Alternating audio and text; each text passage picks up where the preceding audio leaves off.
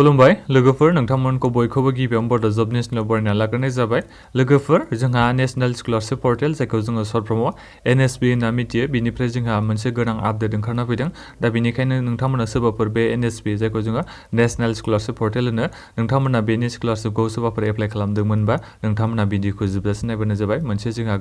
गोनांथार आपडेट फैदों नोंथांमोना भिडिअखौ जोबजासिम नाय ओमफ्राय नोंथांमोना गिबियावनो चेनेलखौ साबस्क्राइब खालामाखैबा चेनेलखौ साबस्क्राइब खालाम जाहाथे नोंथांमोना सानफ्रोमबो साख्रिनि आपडेटजों लोगोसे स्कलारशिपनि बागै गभर्नमेन्टनि माखासे स्किमनि बागै मिथिनो हायो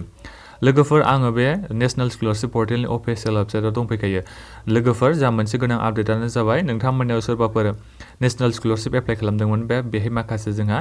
बेंकनि डिटेल्सखौ होनांगौ जायो जा बिथांमोननिया सोरनियाबा बेंकनि डिटेल्स सोरनियाबा रेजेक्ट जादों रेजेक्ट जानाया नोंथांमोननियाव माने बे एनएसपिनि रेजिस्ट्रेशन मबाइल नाम्बाराव नोंथाङा जेनेबा एप्लाइ खालामनाय समाव मबाइल नाम्बार होआ होमबा बे जोंहा मोनसे एसएमएस थांदों बेनो जाबाय नोंथाङा नोंथांनि बेंक एकाउन्टनि डिटेल्सखौ आपडेट खालामनांगौ होननानै जोंहा एसएमएस फैदों दा नोंथांमोना बेनि बे बेंक एकाउन्टखौ जों माबोरै आपडेट खालामगोन बेखौ आं नोंथांमोननो खोन्थानि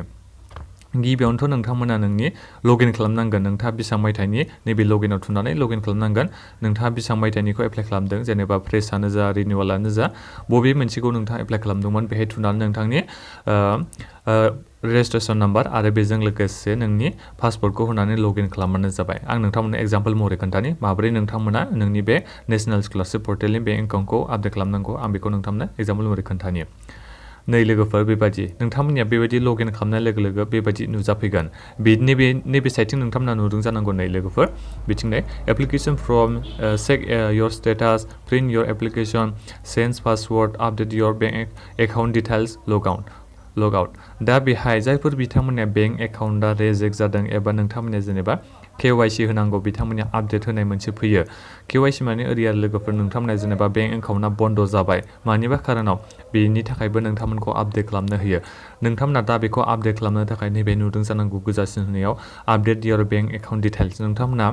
बे आपडेट योर बेंक एकाउन्ट डिटेल्सआव थुनानै नोंथाङा नोंनि जेनेबा बेंक एकाउन्ट डिटेल्सखौ गोदानै होनो हागोन आरो जायफोर बिथांमोना जेनेबा गोजामानो मोजांखा बेखौ नोंथांमोना जेनेबा आपडेटल' खालामनांगौबा माथ' नोंथांमोना बे होबानो जाबाय नोंनि बे सिगांनि बेंक एकाउन्ट डिटेल्सखौनो आरो जुदि नोंथांमोना गोदान बेलेग एकाउन्ट होनो सानदोंबा बेखौनो गुबुन एकाउन्टखौबो होनो हागोन बे आपडेट योर बेंक एकाउन्ट डिटेल्सआव थांनानै जायफोर बिथांमोना बिदि फैदों दा बिनिखायनो नोंथांमोना आपडेट खालामबानो जाबाय जायफोर बिथांमोनाव एसएमएस फैदों नोंनि बे बेंक एकाउन्टआ डिटेल्सआ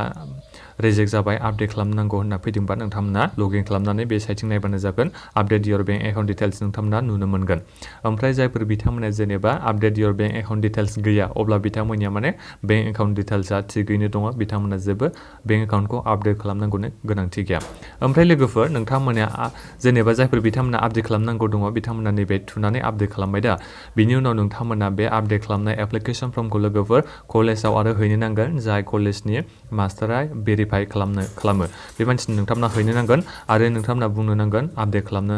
बेखौ आरोबाव खेनसे भेरिफाइ खालामफिननांगोन अब्लासो नोंथांमोननि बे आपडेट खालामनाय बेंक एकाउन्ट डिटेल्सआ लोगोफोर भेरिफाइ जागोन आरो बेजों लोगोसे नोंथांमोना अब्लासो स्कलारशिप एमाउन्टखौ मोननो हागोन नङाबा नोंथांमोना मोननो हानाय नङा जेनेबा नोंथाङा बेहायथ' गोदानै बेंक एकाउन्ट डिटेल्सखौ होबाय नाथायबा नोंथाङा जेनेबा कलेजाव भेरिफाइ खालामनो थाखाय नोंनि बे कलेजनि भेरिफाइ खालामग्रा मानसिनो होआखैबा नोंथाङा स्कलारशिप एमाउन्टखौ मोननो हानाय नङा नोंथांमोना आपडेट खालामखांनायनि उनाव हैथारनांगोन भेरिफाइ खालामनो थाखाय कलेज एबा स्कुलाव अब्लासो नोंथांमोना स्कलारशिप एमाउन्टखौ मोननो हागोन जुदि भेरिफाइ खालामा अब्ला नोंथांमोना स्कलारशिप एमाउन्टखौ मोननो हानाय नङा बेनिखायनो बेंक एकाउन्ट डिटेल्सखौ आपडेट खालामखांनायनि उनाव नोंथांमोना कलेजाव बे एप्लिकेशन फर्मखौ लानानै बे जाय कलेजनि आपडेट खालामगिरि माने जाय भेरिफाइ खालामो बेनो हैनानै नोंथांमोना भेरिफाइ खालामनो होबानो जाबाय अब्लासो नोंथांमोना स्कलारशिप एमाउन्टखौ मोननो हागोन दा बेखिनियानो लोगोफोर आं नोंथांमोननो खोन्थाबाय बे मोनसे गोनां